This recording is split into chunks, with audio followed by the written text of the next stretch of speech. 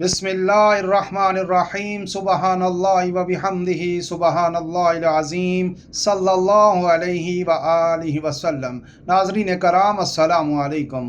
حضرت عائشہ رضی اللہ عنہا جنہیں ام المؤمنین بھی کہا جاتا ہے، نبی کریم صلی اللہ علیہ وآلہ وسلم کی زوجہ مطہرہ اور حضرت ابوبکر صدیق رضی اللہ عنہ کی صاحبزادی تھیں۔ وہ اسلام کی تاریخ میں ایک اہم شخصیت تھیں جو اپنی ذہانت، علم، ایمان کی پختگی اور اسلامی تعلیمات کی ترویج کے لیے مشہور تھیں۔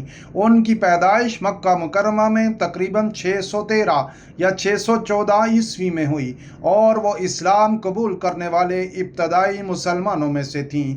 ان کی زندگی کے واقعات ایمان کو تازہ کرنے والے ہیں، جبکہ ان کی بصیرت اور طرز زندگی مسلمان خواتین کے لیے ایک مثالی نمونہ ہے۔ حضرت عائشہ رضی اللہ عنہا کو ام المؤمنین کے علاوہ ایک عظیم عالمہ کے طور پر بھی جانا جاتا ہے۔ ان کی بصیرت اور حکمت ایسی تھی کہ صحابہ کرام ان سے مشورہ لیتے تھے۔ انہوں نے 2000 سے زائد احادیث روایت کیں جو قرآن، سنت، فقہ، طب، شاعری، تاریخ اور نسب شناسی پر مشتمل تھیں۔ الظاہری جیسے عالم کہتے تھے کہ اگر تمام ازواج محترات اور دیگر خواتین کا علم جمع کیا جائے تو حضرت عائشہ کا علم ان سے برتر ہے۔ وہ قرآن کی تفسیر میں ماہر تھیں اور نبی صلی اللہ علیہ وآلہ وسلم سے براہ راست سیکھتی تھیں۔ وہ مرد صحابہ سے بھی فقہی مباحث میں بحث کرتی تھیں اور غلط فہمیوں کو دور کرتی تھیں۔ مثال کے طور پر وہ نماز، حج، وراثت اور آخرت کے مسائل پر رہنمائی کرتی تھیں۔ ان کی یادداشت بہت تیز تھی جو ان کی ذہانت کی علامت تھی۔ نبی صلی اللہ علیہ وآلہ وسلم کی پیروی میں طب سیکھی اور لوگوں کو علاج کی تجاویز دیتی تھیں۔ ان کی بصیرت سے یہ ثابت ہوتا ہے کہ اسلام میں عورت علم کی روشنی پھیلا سکتی ہے۔ ان کی حکمت یہ تھی کہ وہ ہمیشہ اللہ اور رسول کی تعلیمات پر عمل کرتی تھیں اور لوگوں کو سیدھا راستہ دکھاتی تھیں جو ایمان کی بنیاد کو مضبوط کرتا تھا۔ حضرت عائشہ رضی اللہ عنہا کی زندگی سادگی، عبادت، خدمت اور تعلیم پر مبنی تھی۔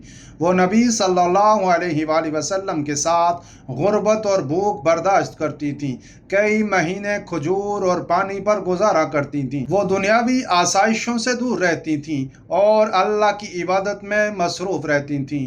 نبی صلی اللہ علیہ وآلہ وسلم کے ساتھ ان کا گھر محبت اور ایمان سے بھرا تھا، جہاں وہ کھیل کود بھی کرتی تھیں، جو ازدواجی زندگی کی خوشگواری کو ظاہر کرتا ہے۔ نبی کریم صلی اللہ علیہ وآلہ وسلم نے اپنی آخری بیماری میں حضرت عائشہ رضی اللہ عنہا کے حجرے میں رہنے کا انتخاب کیا اور ان کی گود میں سر رکھ کر آخری سانس لی۔ وہ فرماتے تھے کہ نبی کی روح اس جگہ قبض ہوتی ہے جہاں وہ پسند کرتے ہیں۔ حضرت عائشہ رضی اللہ عنہا نے دن رات ان کی خدمت کی اور کہا وہ اپنی جان قربان کرنے کو تیار ہیں۔ یہ واقعہ ان کی محبت، وفاداری اور ایمان کی گہرائی کو ظاہر کرتا ہے، جو مسلمانوں کے لیے ایک عظیم مثال ہے کہ اللہ کے رسول کی محبت کس قدر اہم ہے۔ نبی صلی اللہ علیہ وآلہ وسلم کی وفات کے بعد 44 سال تک مدینہ میں رہیں اور مرد و زن کو اسلام کی تعلیم دیتی رہیں۔ ان کا گھر علم کا مرکز تھا، جہاں حضرت ابو ہریرہ اور عمر بن زبیر جیسے صحابہ سیکھنے آتے تھے۔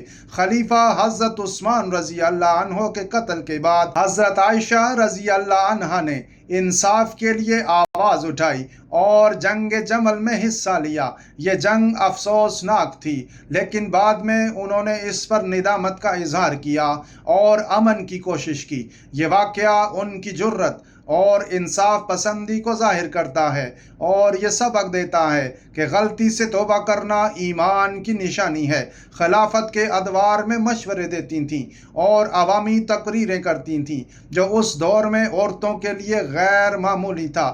بعد میں وہ سیاست سے الگ ہو کر تعلیم پر مرکوز ہوئیں۔ وہ بہادر، صابر، ایماندار اور محبت کرنے والی تھیں۔ نبی صلی اللہ علیہ وآلہ وسلم انہیں سب سے زیادہ محبوب قرار دیتے تھے۔ ان کی زندگی سے یہ سبق ملتا ہے کہ ایمان، علم اور خدمت سے عورت بھی امت کی رہنمائی کر سکتی ہے۔